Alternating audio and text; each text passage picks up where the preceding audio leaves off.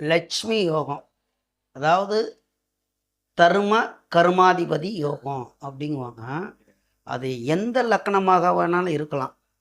9ஆம் இடத்துக்கு அதிபதியும் 10ஆம் இடத்துக்கு அதிபதியும் சேர்ந்தால் அதுக்கு பேர் தர்ம கர்மாதிபதி யோகங்கள். அது லக்ஷ்மி யோகம்.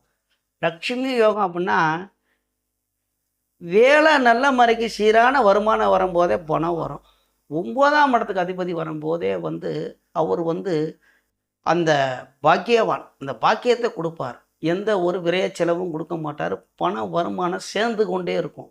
அப்போ ஒரு லட்சுமி யோகம். லக்னாதிபதிகள், லக்னாதிபதி லக்னம் வலுவாக இருந்து இந்த மாதிரி தர்ம கர்மாதிபதிகள் யோகங்கள் இருக்கும் பொழுது ஒருவருக்கு நல்ல வருமானம் வரும். அந்த தொழில் மூலியமாக நல்ல வருமானம் வரும்போது அனைத்து பாக்கியங்கள் லட்சுமி யோகம்.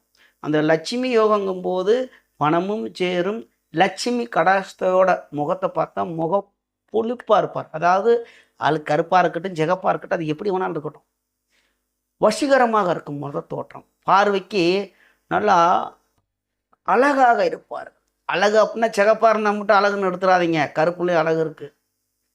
உடனே உங்களை சொல்ல வேணாங்களா, நானும் அழகு கிடையாது, நம்மளை விட்டுருங்க, ரொம்ப மோசமானவன் என்ன, நம்மளை விட்டுருங்க.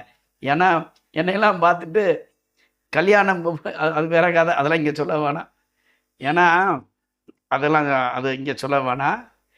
வேறு என்ன சொல்லணும் அப்படின்னு கேட்டிங்கன்னா, வசீகர தோற்றமும் நல்ல நீட்டாக ட்ரெஸ்ஸு போட்டும் நல்ல காரு பணம் எல்லாமே ஒரு அடைஞ்சு இருக்கணும் அப்படின்னா தர்ம கர்மாதிபதிகள் லட்சுமி யோகங்கள் இருக்கும்போது அனைத்துமே வரும்.